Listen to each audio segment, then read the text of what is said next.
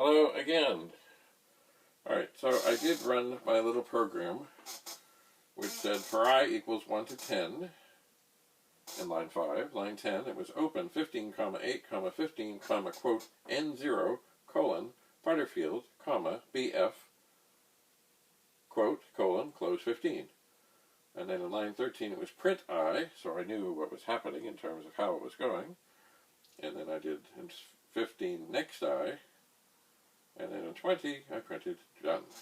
So I did run this. It did seem to be suffering and having some troubles, but it did eventually produce a disc called Butterfield with an ID of BF. So it may be that the heads were a little dirty. I don't know. I don't know. I'm quite baffled by this point, because this was supposed to be a quick sort of let's have a look and see what's happening. So I'm going to, once again, I'm loading the test demo disk in. I'm going to load the performance test.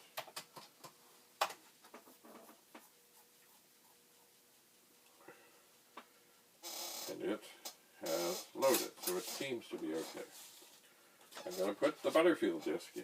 That's the one it was just working on. And I'm going to run it. And just see. This is what was also failing before. Over and over and over it failed. I'm thinking it may be a good thing in a moment. I don't want to mess with anything with the head cleaning yet, but I might. See, once again, these drives, they sit around for years and years and years and years and years, and they don't get used. And, you know, there is this micro corrosion that can build up. It can. And actually, I've heard in the old days when big computers used great big tapes, they actually, sludge of sorts would build up, and there was a special machine you would run the tape through that would just above the surface, have basically like razor blades, and it would just clean off the sludge, which wasn't like oil and goop, it was just things happened. So, it does seem, at first appearance, that this drive mechanism that I've been trying to test out of the 1571 that was not working, it does, oh, what are we doing? Okay, it is passing the test, which it did not do before.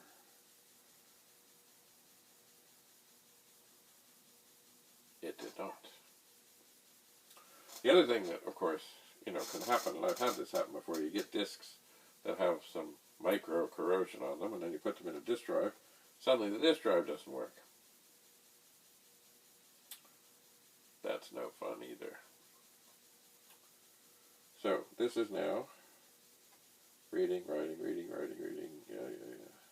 So it opens a file, it writes a whole bunch of data to it, it closes it, it opens a read file. I've often pondered, maybe sometime I'm going to modify this thing to basically write enough data to fill the disk. It will take a lot longer, but I should look inside and torture, because that would certainly mean that it would write on every track and sector. So it opened, it closed. No, it's now reading the data that it made to make sure it's okay. That would be. It's now scratching the file, which it did. It's moving.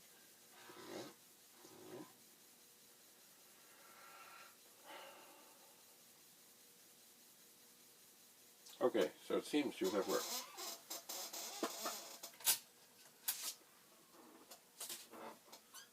It seems to have worked. You know what I might do? I might take a Q-tip. I might take some spectacles. And I might just lift this up ever so slightly. Which I really can't. It doesn't really open up. But see, I see stuff in there. I see a little sludge in there.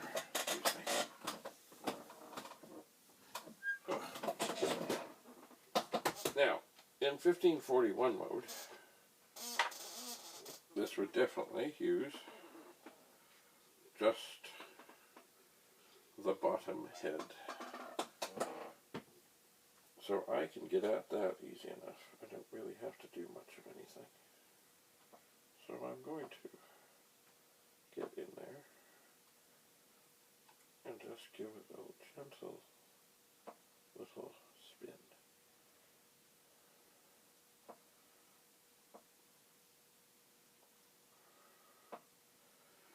And do I see anything miraculous? No, I do not. But I still see a little stuff. Now I can't. I'm going to give this as best as I can a little rub on the upper head too, without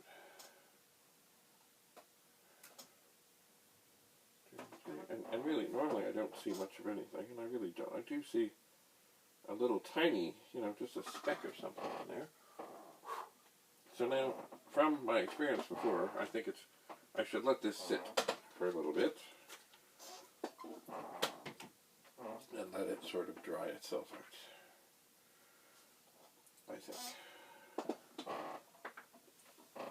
I think that is what I shall do. Okay, so the saga of the simple, quick tinkering on the 1571 continues.